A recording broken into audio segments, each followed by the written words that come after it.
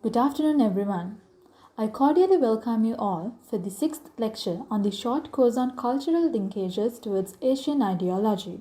Today, we are focusing on technological adaptation for Asia. The program for today is such that the lecture is scheduled to be for 45 minutes with a short break of 5 minutes followed by a Q&A session. May I have the honor of introducing our guest lecturer, Dr. Namali Sirisoma, Senior Lecturer Grade 1 at the Department of Management and Finance of the Faculty of Management, Social Sciences and Humanities of the General Sir John Kothawala Defence University. In addition to being a lecturer, she is the Director of the Career Guidance Unit at KDU and former Dean of the Faculty of Management, Social Sciences and Humanities. Our esteemed guests hold the Bachelor's in Civil Engineering and PhD in Transportation Engineering from the University of Moratuwa in Sri Lanka. She has over 20 years of experience in lecturing, research and consultancy in transportation engineering, transportation management, and logistics fields. And she has held various important positions at the Ministry of Megapolis and Western Region Planning of Sri Lanka, the Civil Aviation Authority of Sri Lanka, and other institutions in countries such as Canada and Hong Kong. Dr. Namali Sirisoma has contributed her vast academic knowledge to the fields of transportation management, logistics management, airline transportations, humanitarian logistics, and disaster management by conducting many important research projects. She has awarded for the Best Transportation Research Project from the Chartered Institute of Logistics and Transport, Sri Lanka, NRC Merit Award for the scientific publication by the National Research Council of Sri Lanka, and the Sri Lanka Education Leadership Award for the Best Professor in Transportation Management from the World Education Congress. Madam, we are profoundly honored to have you with us here, and we warmly welcome you to deliver this lecture. Thank you. Okay, thank you very much. Welcome you all for this short course organized by the Department of Social Sciences. I think this is a very good opportunity for you all to listen to this type of lecture series from people from different disciplines, and again share the ideas, and then share your ideas, and then ask questions, etc. So the topic given to me is technical adaptation for Asia. So this is a very timely topic. We know that with the COVID-19 impact, the entire world had to change their systems, operations, and communication, etc., etc., within a very short time. Certain things actually we didn't expect people to change in that speed, but of course at the beginning everybody faced many challenges. So now we have to see how to overcome this, how to bridge the gap. So when you say entire Asia, certain countries are doing very good in technological or technical adoption. But certain countries, so they are very poor and they are far behind. Even they don't have access to the basic needs of these IT applications and technical applications, etc. So my presentation, I will discuss. I don't want to give you any theories, or I don't wish to use a lot of articles or information to you, but I try to share a lot of photographs and few videos, so that when I show those, I will discuss the facts behind that. So if you are interested, you can write down any short notes, or if you have any questions, so we will have a question time at the end of this lecture. So we will identify the history. So when we see this technological revolution and how people have changed, and I am going to talk on 3 areas. So 3 timely topics. One is education. So that is very relevant to you all also, and health and transport and logistics. So we will see some of these areas. So let me start. So if you take, so what is meant by technology? So technology refers not only for physical equipment, but it includes infrastructure, installations, knowledge, skills development, and then even day-to-day activities. So we have to identify, so these technological changes, how they have affected on the human activities, how we have changed our lives with the change of this new technology. So if you compare even your lifestyle with your childhood and what you do today, so how have you been changed your day-to-day activities, whether things have become easy or difficult, or whether your life has become very complicated, or you feel more stressed because of these technological changes, etc. So there are good and bads in this technological adoption. So we have to identify what has happened and what are the good things and how we are going to make it in the better way. Because when using these technological applications, so there are many challenges that you will have to face in the future. People have not identified those yet, but later, so when I go on with the slides, I will show you some of the areas that you need to think very seriously. So if we take, so where are we going to apply this technology? So the smallest unit is your house, your day-to-day activities, right? So if you consider the areas, so we will take a small house, a traditional place. So have you used, or even our ancient days, so have they used these technologies in their lives, in their day-to-day activities? I will take few examples. So this is a very traditional Sri Lankan family. You can see their dress code, the way they behave. So they are like different to what you do today, right? Even their dress code, their activities, their needs. So that is different. But if we take their simple lifestyle, we will start with from the kitchen. That is the very basic element of a house.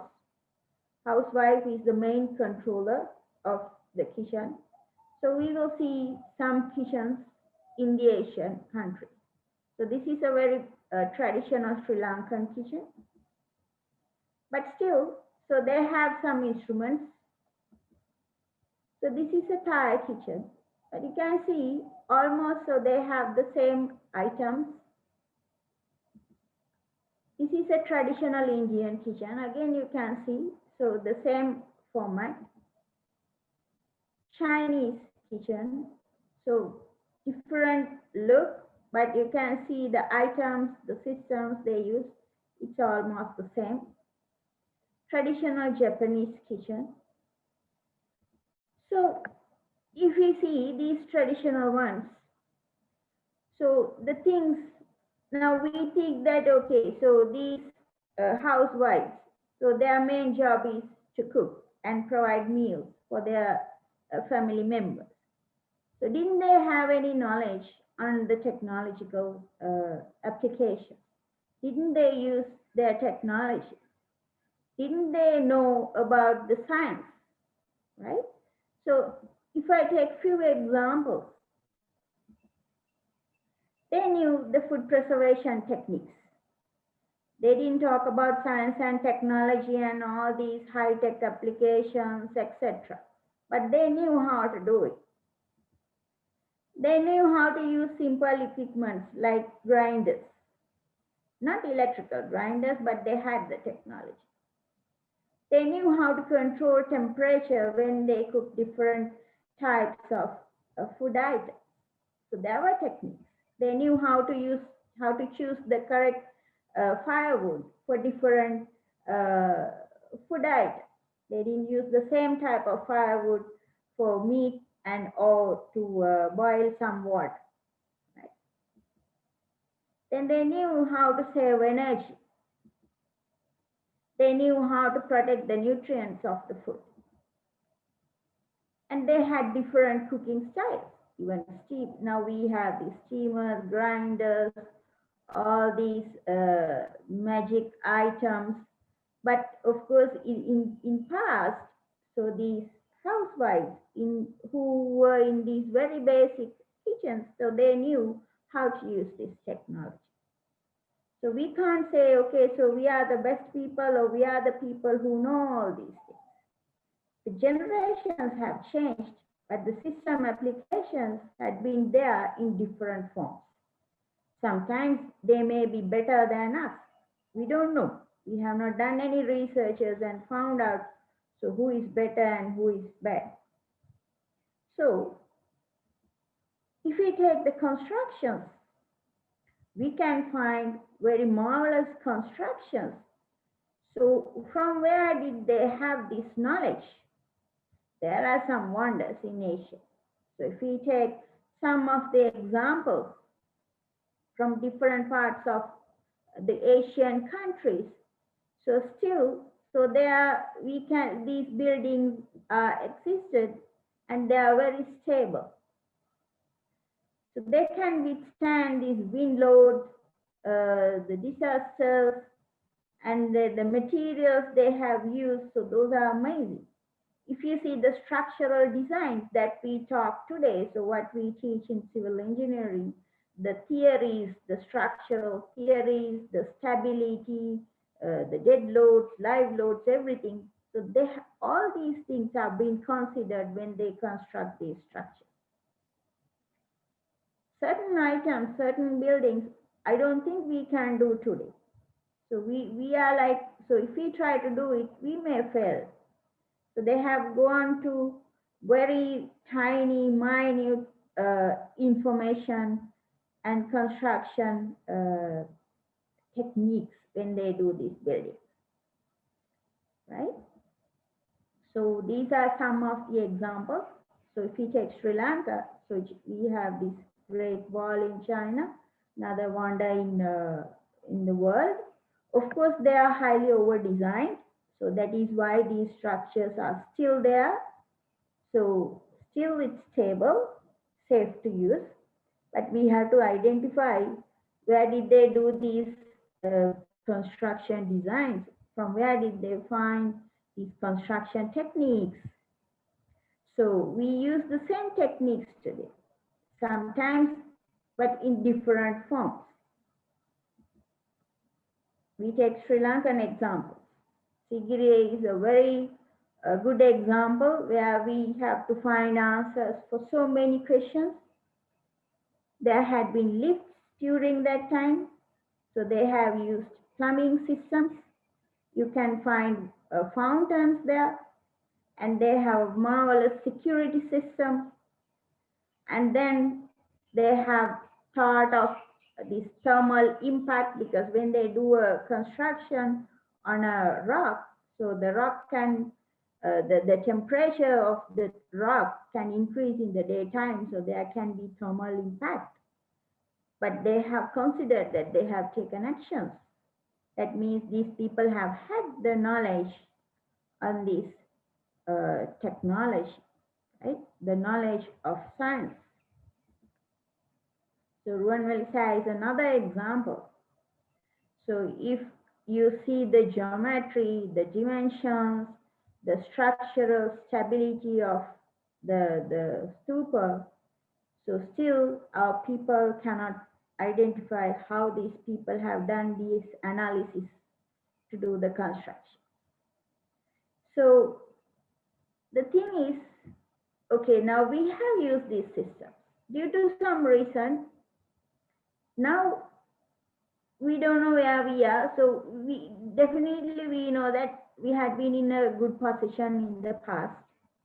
So now we have to take these positions forward. So we have to improve our situation today. So compared to the science and the technology that we have been adopted during these ancient days, uh, compared to the constructions, the massive constructions we have done, even we have proofs of constructions of bridges in the past, right? Multi-storied building. So this is a 7-storied building. Now, why did we lose this, the ability, the technology? So there had been a turning point somewhere. So we have started using somebody else's techniques rather than following our own ones. So that is the place we have to find, and then we have to take actions to correct it. So we have to identify our own systems. Now, of course, we know that the other countries are much better than us. So we have to learn from those countries, and we have to see how we can adapt those systems in our country to make it a better place. So in the next few slides, I will discuss some of these areas used in other countries, and then how we can use those in our country, etc.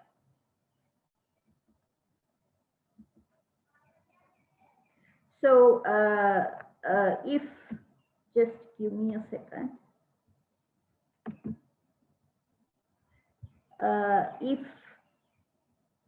If we use, sorry.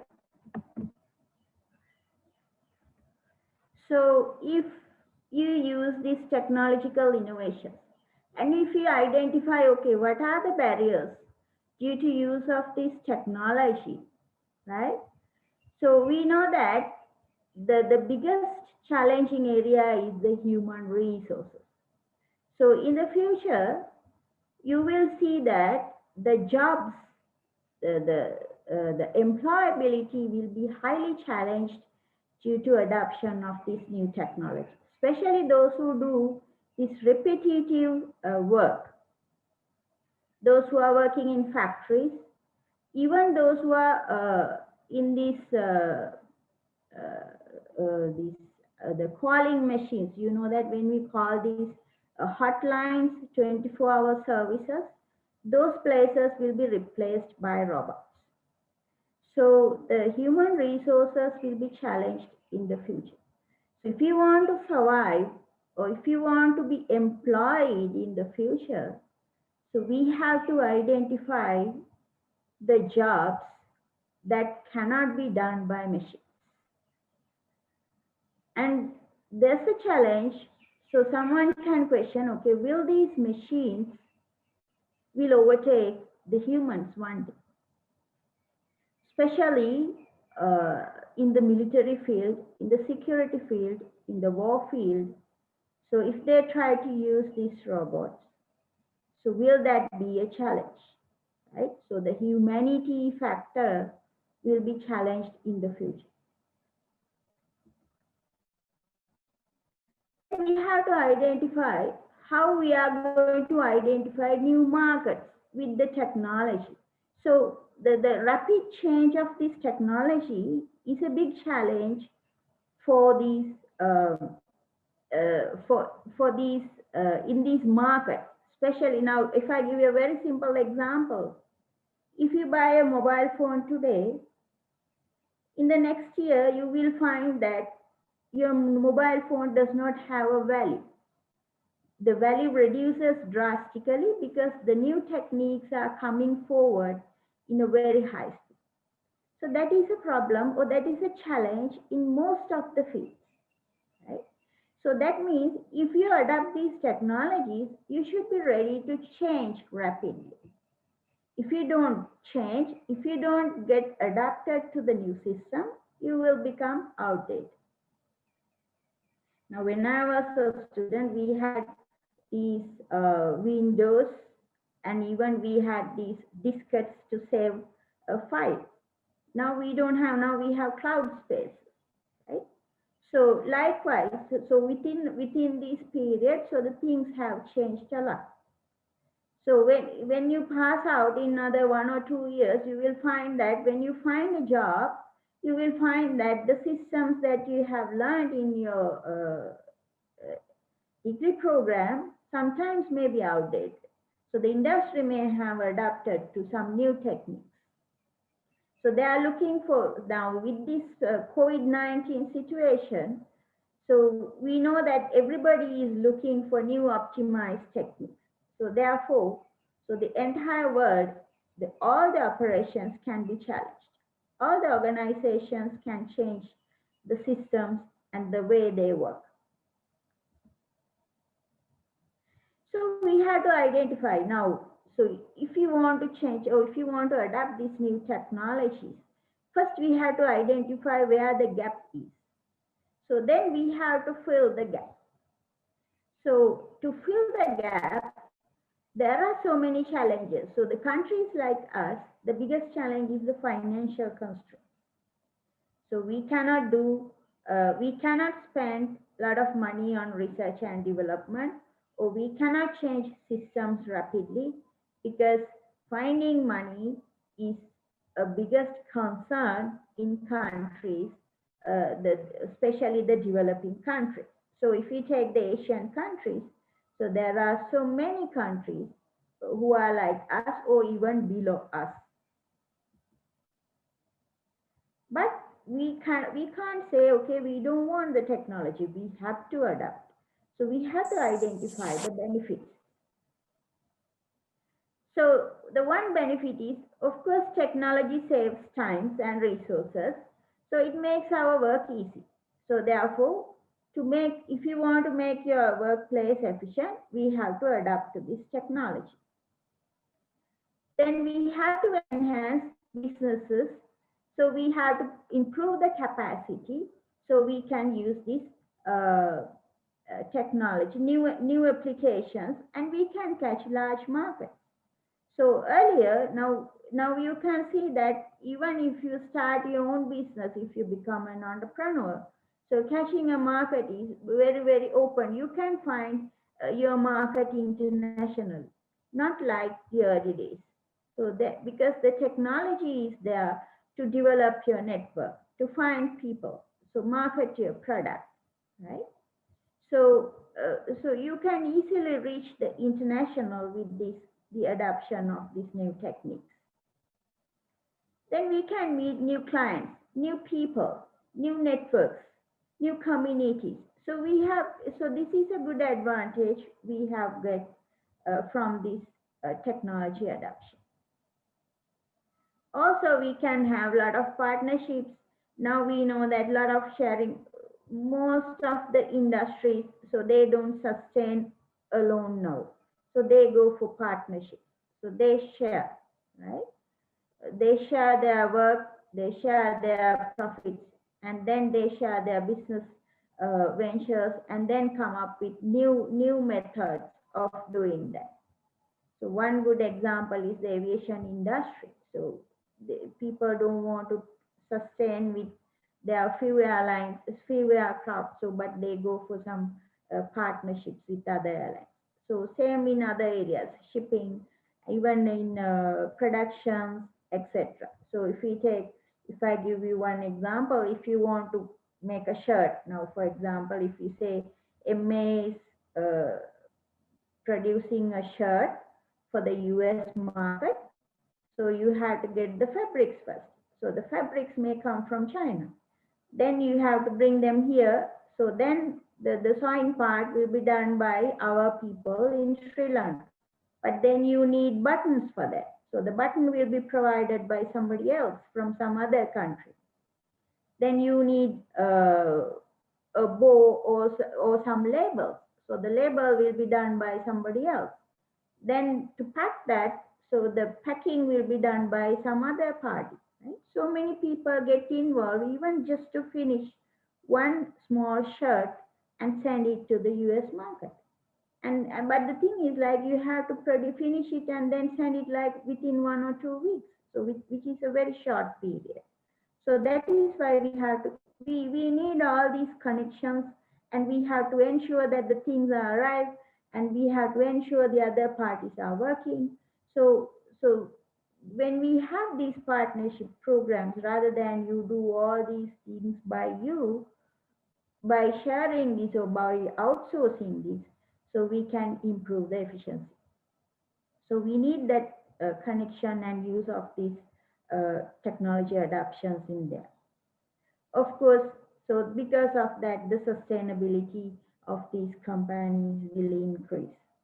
So that is why now most of these new businesses, new work, so they go with a lot of IT applications. But at the same time, if you take the high-tech industry where you go with very high technical applications, so the requirement of human resources will be less in that case. So those will operate in a high scale, but with lesser number of people. So that is a challenge we have to identify and then find solutions for these people who will lose their jobs. So in the future, we have to think of new ways of employability. Right. So I will take this education as an example as the first case study. So if you take the field of education, now this is, I selected this because this is a very common area, and you all know because you are also in the field and you have experienced what happened during the last few months. Some are disappointed, some are happy, right? So if we see what we want, so what some technologies that we use, of course we use internet connections, we need teaching aids, we need digital footprint in the education sector, then we need teaching and learning tools for students, and there are now we have online degrees that you can complete, then we can improve research and innovation. So if we consider, okay, so these are some of the areas that we can do. Of course, there are some other areas. So what are the challenges we have? If we take the United Nations Sustainable Development Goals, there are 17 goals. The fourth goal is talking about equity education. That means we have to let everybody to get an equal level of education, right? So I selected 3 areas under that goal.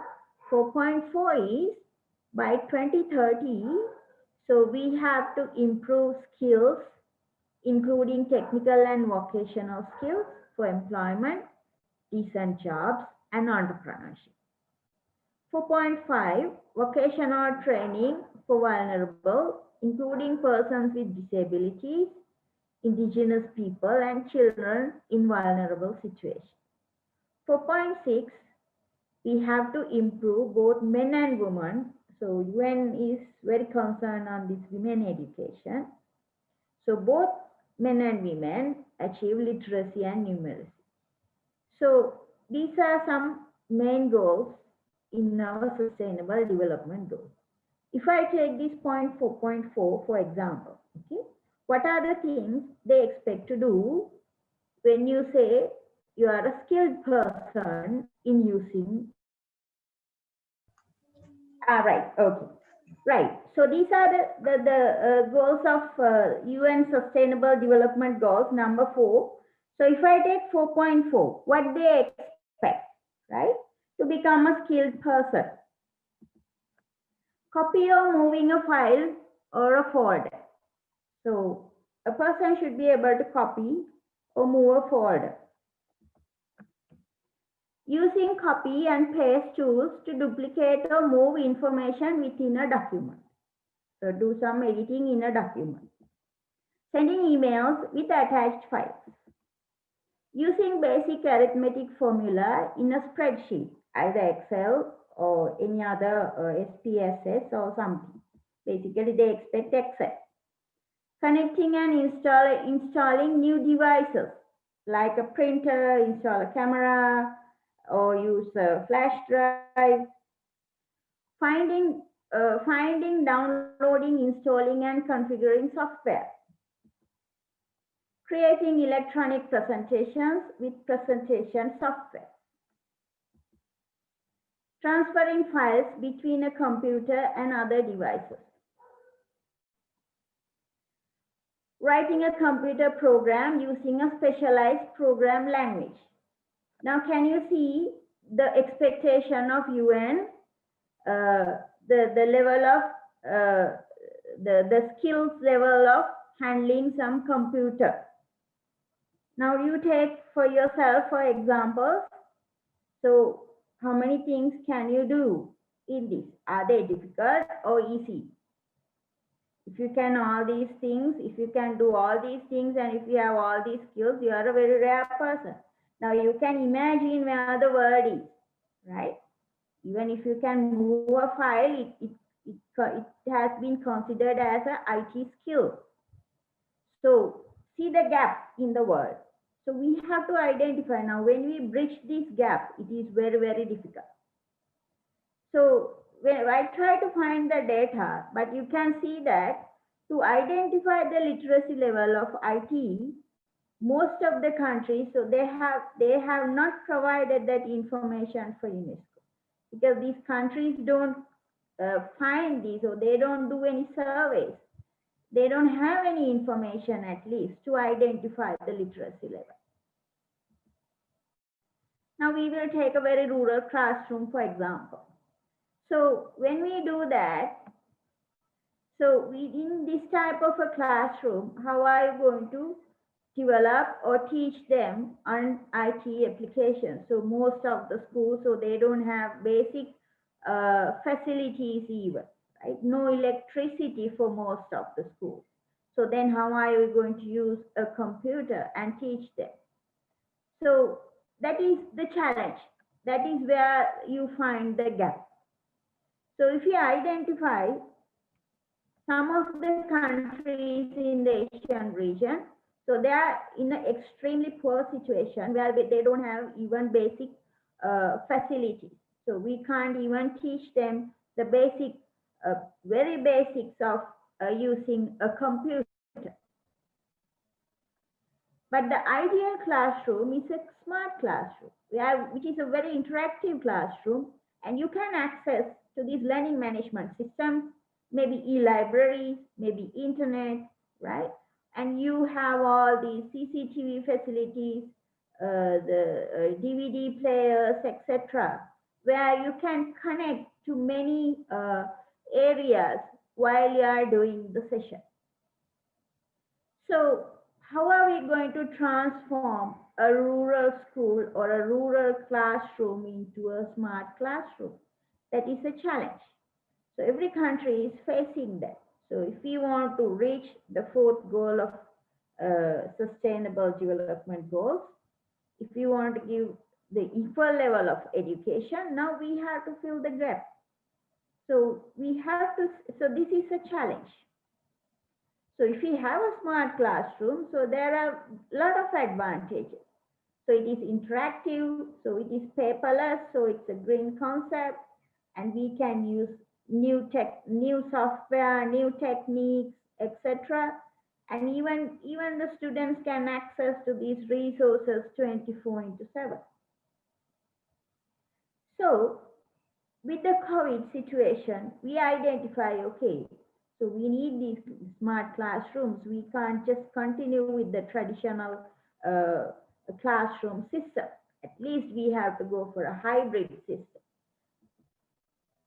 right?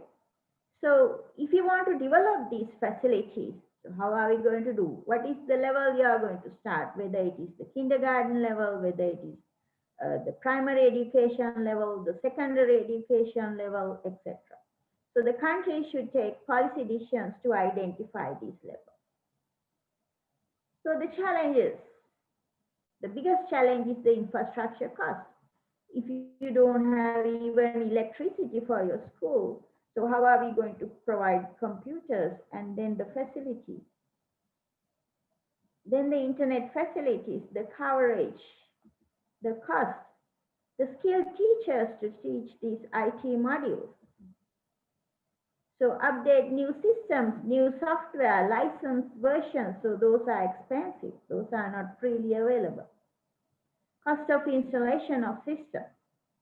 Maybe there can be unexpected situations such as disasters. So those systems may get destroyed, maybe due to floods, maybe landslides, or any other disasters, right?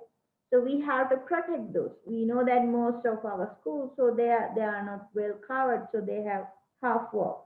So if you have your computers there, you need a air-conditioned room to keep those computers. So then we have to see how we have to think of how to bridge this gap, because this situation now, the new situation, the new normal will continue in the future. So here, so these are some UNESCO statistics again.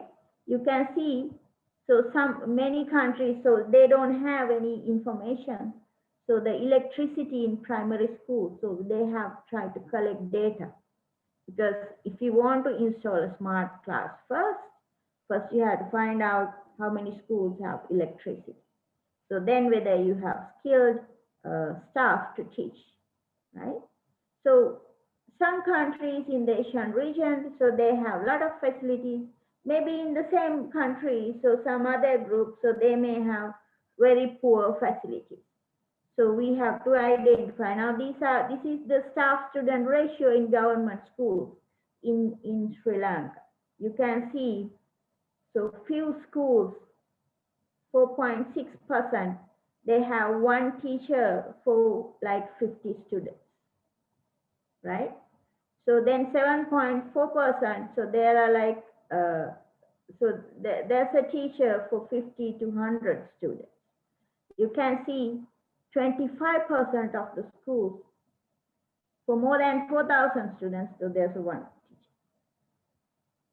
So this is a serious concern. So we have to think of those. So when we want to bridge the gap. And data is expensive in Sri Lanka.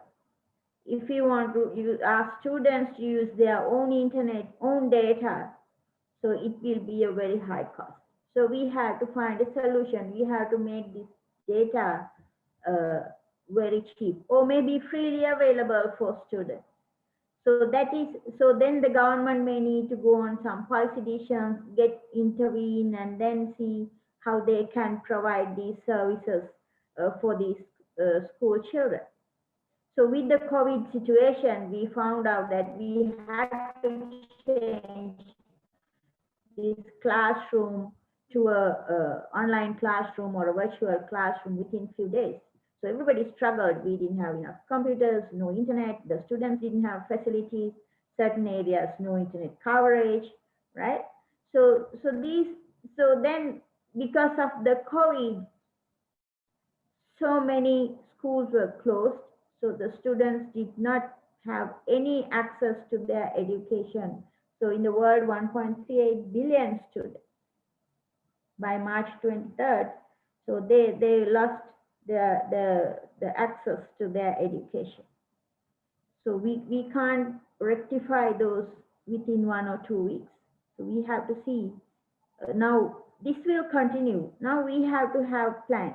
We have to have actions to bridge this, or reduce the numbers, and then convert our classrooms at least to a hybrid level. So this is an ideal online classroom. Lecture is there, it is interactive, the students are there, so they can raise questions. So of course, this is in Japan. So they have the facility, they have the technology. But can we do it in our country, in all our schools? So how are we going to tackle in the rural schools?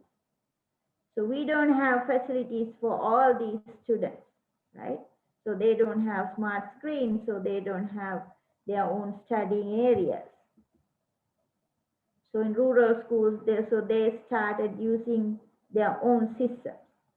maybe not ideal, maybe not perfect, but they try to do something. Even the students, so they try to use smartphones rather than finding a laptop or a computer. The higher education was highly challenged, especially finding internets and then for access to these resources in different parts of the world. So people faced many issues. Still we are facing, so still we have not found out a solution. The entire Asia is facing these issues. So we have to have a policy, or we have to have a strategic plan and an action plan to overcome this and bridge the gap. So this is the learning pyramid of a person. Now assume that you are a student. So this is your learning pyramid. This is how you are going to learn, right? See how you are going to grab the knowledge. Through the lectures, so this is the small tip of this triangle. That is what you collect from your lectures. It is interactive classroom lecture. Now you have lost that part also. Now we are doing online lecture, so it is not so interactive. So this has become further smaller now. If you want to improve more knowledge, you have to read a book, read a research paper, or read something related to what you have learned, right? If you want to have more knowledge, you have to use some audio visuals, maybe to see some photographs, video, documentary, etc. If you want to improve further, you have to listen to a demonstration.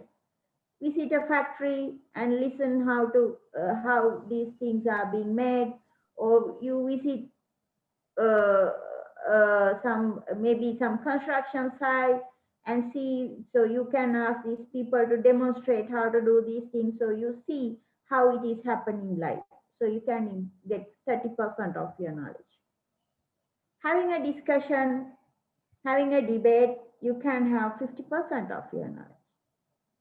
So attending a practical class in a lab class, or attending some practical session in a course, so you can get 75% of your knowledge. But if you want to further improve, you have to teach someone what you know. That is the best way to enhance your knowledge. Now, if you want to improve the learning pyramid of the students, now you can see, so by doing online classes or online lecturing will not enough. Still we need some other activities. Still we need our industrial training, we need site visits, all those stuff, right?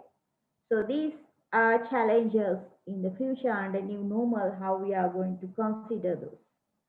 So that is an area that we need to think of. Of course, students can cheat in online teaching. So the teacher cannot see, of course, now as teachers, now we have to become professional teachers. So we have to learn how to teach, okay? So teaching is not something like you are telling to somebody else. So there are teaching models, teaching methodologies. So now what we have learned is to do some classroom teaching, interactive sessions. Now to do online teaching, to avoid these students cheating and then they are not attending properly, we have to identify new teaching models and give those to these teachers. So then only we can ensure that we improve the quality of the education. And then we reach majority of the people. Of course, by doing this online teaching, there are many advantages, especially when we reach this goal for equal education. When we give online lecture, anybody can join. So even a person in a rural school where they don't have a proper teacher to teach, if we give the Zoom link, they can get registered and listen. That is a very big advantage that we can pass to these rural, remote areas, or the schools with, or the universities or wherever, with less facility. So we have to think of how to use it in the future. So there must be some strategies. Right. So the other area is the health, right? So how this technology has helped us in the health sector. So we know that with the COVID again, so we have to change a lot of systems. And there are many applications. Again, we have to identify how we are going to overcome these challenges. So the one is access to patients, especially in rural areas. So there are there are so many people that they cannot access a doctor. Even in developed areas, though they have some restrictions. One doctor can have limited number of patients. So then in rural areas, so there are people who cannot access some doctors, so they don't have a family doctor. So this is a problem in the society. Then the infrastructure requirements, maybe hospitals, maybe testing facilities, maybe vehicles. So there are many things that we need to look into. Then the research and development in the medical field. Communication, new technology in treatments. So I will show you some video on this new technology, how the world has changed and our way forward. And the security of information. So when we collect information on our patients, so we have to ensure the security or the confidentiality of this information. And the challenges, how to expand, how to change our systems, the training and development, etc. Again, so if we take this SDG goal 3, so that talks on ensure healthy lives and promote well-being for all at all ages. So there again I selected few. So one is end of epidemics, then reduce the global deaths due to this road traffic accidents. Now even if we take Sri Lanka for example, 7 to 8 people die on the road every day due to road accidents. That is pretty much higher than the number of deaths from dengue or COVID. But still, the actions that we have taken on road safety is very less. So the developed countries, of course, so they have a lot of research and development activities. And again, the technology has been developed in vehicle manufacturing. If we take the new vehicles, so those vehicles are coming with a lot of safety features like seat belts, airbags, sensors, right? Even the friction detection facility, the braking distance. So there are so many facilities. Oh, the safety features are being included in the vehicle manufacturing. But road accidents can happen due to poor road design, poor driver discipline, poor maintenance of vehicles, poor weather condition, then the human errors, especially the fatigue. People work overtime than the standard number of hours. So therefore, we need to look into those factors when we talk on road safety. Then universal health coverages, reduce the number of deaths, then the research and development. So here you can see again the UN is, so they have identified the requirement of improving the health and safety and use of technology there. But if we take a very poor condition or a rural hospital where we don't have proper facilities, proper standards, so this is a big challenge, right? Sometimes the number of patients are much higher than the available infrastructure. So the infrastructure development is a challenge because there are many financial constraints in developing these. So IT applications are being introduced in this health sector in many areas.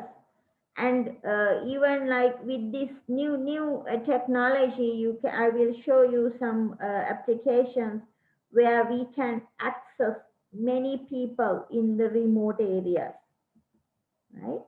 So the machinery, the technology, the testing methods, the treatment methods, so those are being advanced, but many people cannot access those because they are in the rural areas, or they don't have money to get these facilities.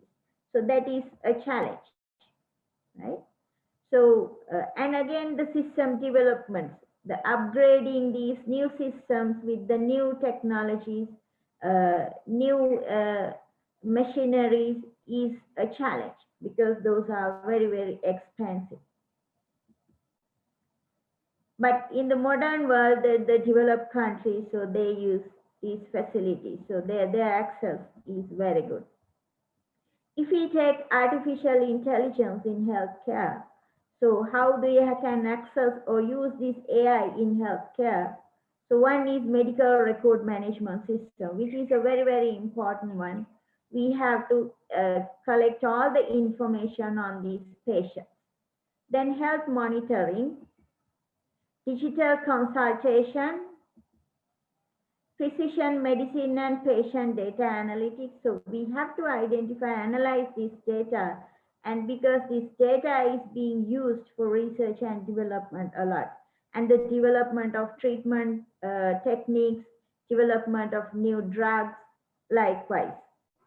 Then triage areas, then image diagnosis, especially these X-rays and all. So we can use AI in those.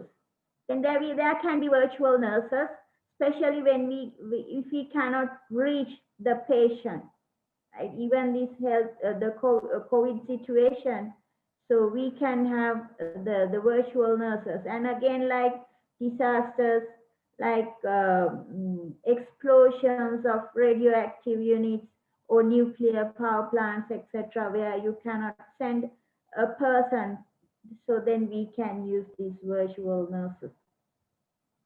Then we can ensure that we give the correct dosage of these drugs and the errors can be reduced. Or we can fraud detection and cybersecurity can be so enhanced. Then the hospital efficiency using these hospital management systems. So this AI can be used in the health sector in many areas, right? So even these days, we know that after this COVID, so people started new applications, especially these online counseling and the other methods. Now the latest technology is the 5G technology. So with the 5G technology, we can send information in a very rapid speed, and we can increase the capacity.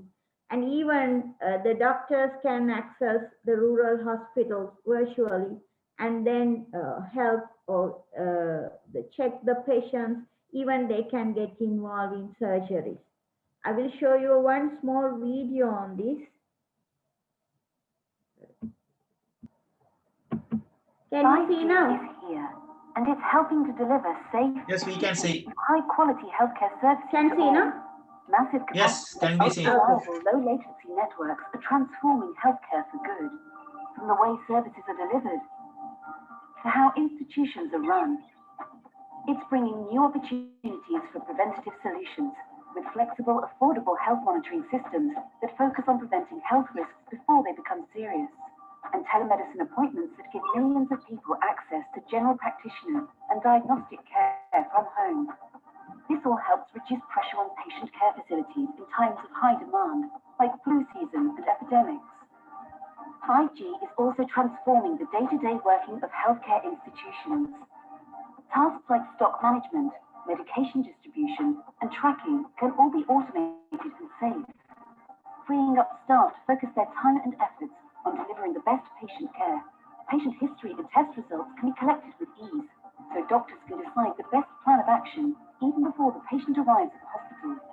The use of augmented and virtual reality can help facilitate clinical training by generating low-risk, virtual training environments, giving trainees the opportunity to develop their skills before treating patients. Low latency even allows procedures to be carried out remotely and with less invasive precision robots. That means faster surgery with lower risk and shorter patient recovery times.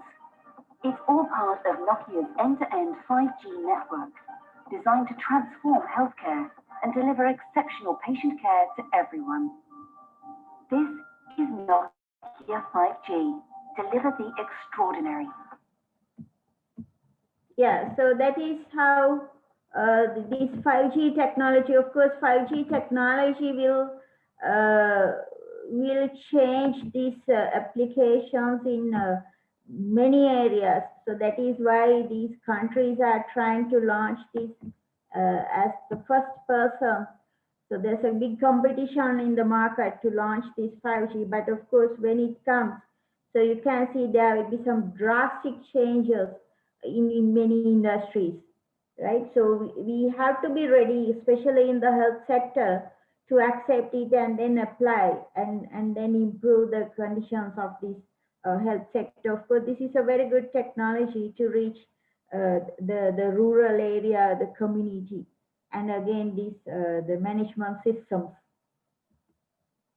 So that's a very quick, and then there are a lot of AI, artificial intelligence applications, and then we can decentralize this healthcare model after using this 5G technology. So there will be a lot of robotic applications in medicine. Now, this is the place where the human factor will be challenged. From the moment you introduce a robot, so a job opportunity for a nurse will be taking off. So how are you going to tackle this? So then who is better, whether it's the robot or the nurse?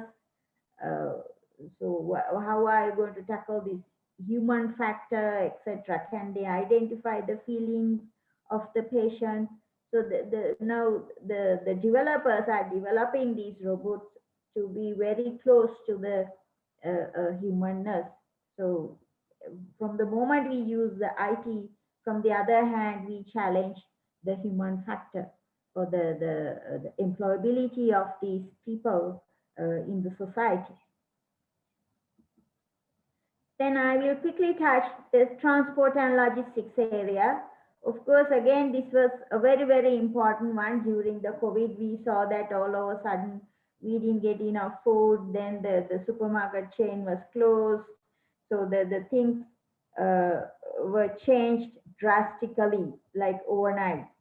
So there, of course, we can identify many areas. So the design and operations, supply chain, last mile delivery, disaster management, insurance, etc. I will take few examples, not so many. So if we take the history, of course, we had very little needs. So therefore, the technology, we use some technologies, but those were like very basic ones. We were not worried on speed, etc. But at present, so we want to have high speeds, high comfort factors, high reliability, etc. But on the other hand, when we increase the speed, you reduce or you increase the risk of accident. So then the safety becomes a main concern. So we have to identify or we have to face the challenges of this. So different countries, so if we analyze the transport systems, logistics systems, we have like completely different technologies and the comfort levels, etc. Especially when it comes to public transport, we have to talk on the reliability of the system. So if your public transport is not reliable, or it is highly overloaded, or get cancelled all over time, or then there are so many breakdowns, people will move away from the public transport. So then they will move to the personal vehicle, so then creating congestion on road. Again, it's not a good factor. So when it comes to freight transport, we have to identify the multimodal transport systems, connectivity, then sending those without any delays, tracking systems, so which are very, very important in the world now, because we are talking on this just-in-time arrivals in logistics. So we can trace all our raw materials or items from the moment we release from the factory to the customer. So there are many IT applications, and again in the future, so this transport and logistics management field will be challenged with this usage of high applications of IT. Now, If I give you one example, if you take Uber and Pick Me, for example, so they don't have any single vehicle. So but Uber is earning millions by using the taxi systems belongs to other people, right? So in the future, the same thing will happen for freight transport. So then the freight forwarders will be challenged. So we have, and again, we have to ensure that when we start working with this big data and these new technologies, so then the security of this data, etc., we have to ensure. So by using this IT in logistics, so there will be a lot of advantages. We can save time and money. So that's a very efficient operation. So of course, this will change the morale of the workers. So it will, I mean, it is a positive sign. And then we can track any item that we send. So the reliability will be much higher, because even if something happens in between, we know where your item is, why it is being delayed, where the issue is, etc. So the reliability can be increased. We can share resources. Then decision making will be easy when we can see the process, or where your items are going, so what is happening. So the decision making will be supported by using this IT system. But when we work in very high scale, so we have to ensure the correct usage of data, the efficiency, and there can be now for example, now if we take a ship, in one ship, so we can send goods belongs to so many people, right? It's not only one person. So then you have to ensure your container goes to the correct the customer, or the supplier. So then, so this ship may like berth in different ports until it goes to the destination. So then you have to ensure you unload the correct containers in the correct port. So again, when we load the ship, you have to ensure the loading must be done as per the destination of these containers. So all these things, but you cannot keep a ship like for months in a port, so it may be there for a few days. So the operations are so quick. Same in aviation. So normally one aircraft will park the land at an airport for 3-4 hours, right? So you have to load all your items quickly as per the destination, the information to the user, information of the customer, etc. We have to ensure that you send it to the correct person. So you can't make mistakes. At the same time, you have to be quick. So these are challenges. So we have to develop systems. We have to develop software. We have to develop tracking systems, and then loading, unloading of facility systems, operational systems. So these are big challenges in this logistics field. And of course, we have to ensure we minimize the wastages. So we have to optimize so many areas, right? So the optimize, when it comes to optimizations, we have to develop some models.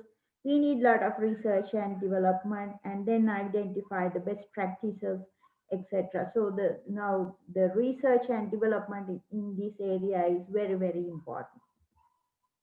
And now we know that the drones have come forward, especially for this last mile delivery.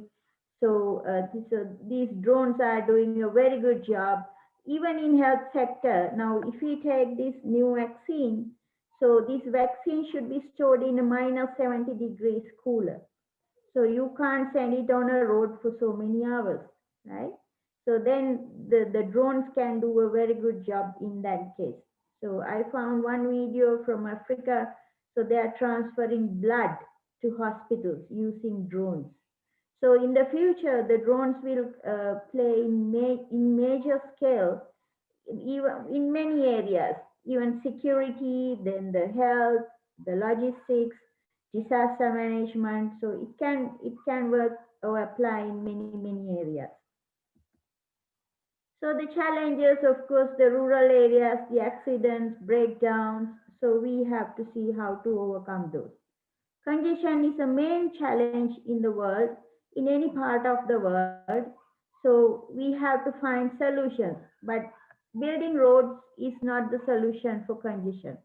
Adding roads means you add more and more congestion. So adding a road must be the final decision you need to take as a solution for congestion.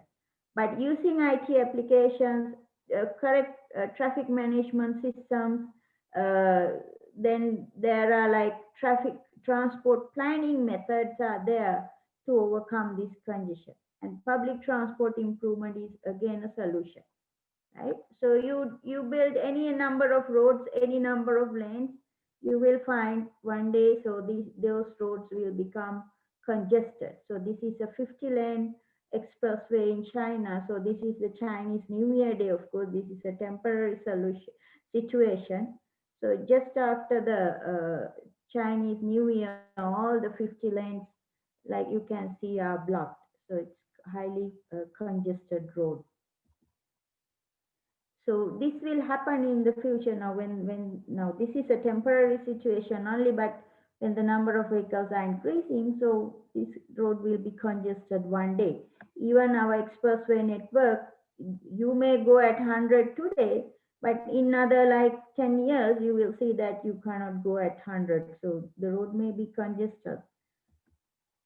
And then again, if you go for rail freight transport, the infrastructure development is a challenge. So you have to develop these facilities, the storage, warehouses, then transferring facilities for those rail transport. And again, we have to provide facilities for differently abled people, but of course the developing countries, so we don't have like, but countries like Japan or China or Singapore, of course, so they are very good in those, Korea, so they are good in providing those facilities, but still we cannot provide disabled access in our buses, so we are not that developed. Then there are new modes of transport like bus rapid transit, light rail transit, then monorail transit, then high-speed trains, right? Metro systems, that is underground rail. So that we can think of, but of course, certain areas now, especially like systems like metro, we cannot apply in Sri Lanka because the operating cost, even the construction cost is so high. So we have to see what we can do, what is suitable for Sri Lanka, and then apply. And now the world is talking on the smart cities. So there are many models that has been developed in smart city concept. So to overcome these congestion issues and then provide maximum comfort to the road users. So there are, of course, a lot of IT applications are there. Now, of course, we promote this non-motorized transport like bicycles, even walking, than using these motor vehicles. Now, the Japan has completely stopped manufacturing these fuel, the diesel and petrol cars by 2022. So they will go for hybrid and electric versions only, because when we add more and more vehicles means you add more and more pollution to the road. Then of course we can add traffic management systems. So advanced traffic management systems can give information to you maybe before you make the travel or while you are traveling. Now the best example is your Google map. So when you use that, you can identify the congested areas and then decide your route. So there are a lot of applications. So lane controlling, then variable message boards, then so if we can allocate some temporary lanes, some additional lane if there's a need for the traffic, right? Then ramp metering means for expressways. Now, of course, we don't have this ramp metering. When the expressways are congested, we have to control the access point. So you will not be allowed to enter from interchanges when the road is congested. So still we don't have that system, but ramp metering may be required in few years' time. Then we can have expressways, vehicle detection system, accident detection. So then we can provide facilities. If someone has parked illegally, we can detect. So then we can provide them some caller numbers or the system numbers, and then we can dispatch vehicles depending on the requirement. Right? And then of course, in an emergency situation, no one is allowed to get out from a vehicle. So therefore we have to call the emergency management system. And then weather information can be given. Then there can be high occupancy vehicles sometimes. High occupancy vehicle, then again, still we don't have on our expressways, but some countries, so they have. Then we can control the signalized intersections. So there can be bridges, so where you open and close. So again, you can control. So then the security and protection systems can be monitored. So there, of course, we have to fix CCTV cameras throughout along the expressway system and monitor. So then you detect what is happening on the entire road network. So this is one example in China. So they have identified different areas for these movements. And then, so they use drones. So if someone is doing some illegal activity, so they send drones and then give messages to public. And this is their control center. So they monitor all their roads and railways. And they have bike sharing facility. People don't want to bring the bike in home, but they can share. And they use robots for the traffic management system, right? So these are some of the applications, but there are a lot of applications like countries like Japan, Korea, then China, Singapore, even Thailand. So there are many Asian countries where we use a lot of IT applications in transport and logistics. Okay, I have given my references, so you can access all these websites. Thank you. So if you have questions, few questions, we can take it now.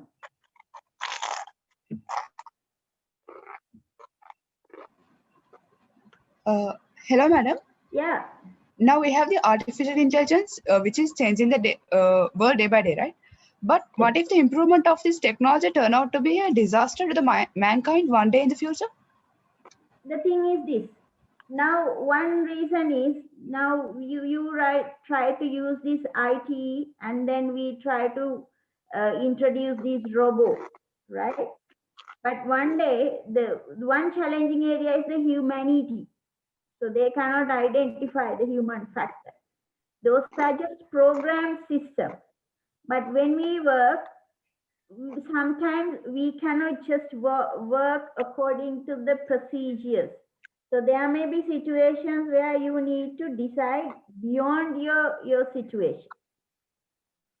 I'll give you one example. So you say you see a road accident, right? So the mistake has done by say motorist, but when you talk to the person, so he may be rushing to the hospital because his wife is in a critical stage in ICU or whatever. So he has done some mistakes, but there are some human factors that we need to decide. So then we can like consider we can consider human factor there. But if you just like fix to these systems, so then it can overcome. It can overcome this humanity factor one day. And again, like when you provide these AI systems to every action, so then this unemployability will be increased. people will become so lazy because they have systems. So they don't want to think. The machine will think on behalf of you. It's a risk. Yes. Any other questions? So, Dr. Hemanta, Yes.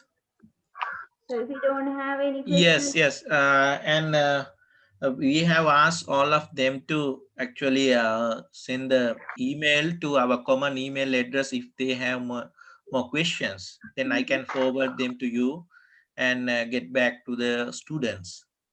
yes. So, okay, then So, let's wind up the lecture then. Neil.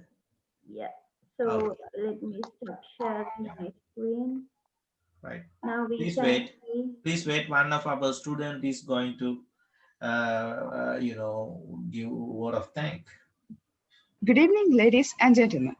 It's my pleasure to deliver the vote of thanks on behalf of the students of the short course on cultural linkages towards an Asian ideology. First, I would like to thank our lecturer, Dr. Mrs. Namali Sirisoma, for delivering this lecture amidst her busy schedule. Your address set the tone for this course by clearly indicating the role of technological adaptation in the Asian region. Thank you, madam, for being with us today, and we are blessed to have you contribute to this course. Next, I wish to thank Dr. Hemanta Premaratna and any other staff and personnel of KDU involved in bringing these lectures together. Thank you very much. Last but not least, I thank all participants from our university for joining us today. Your participation has made this lecture a successful event, and I believe it has provided you with an insight into technology and Asia. To conclude, let me reiterate my gratitude to Dr. Mrs. Namali Sirisoma for delivering today's lecture. Thank you.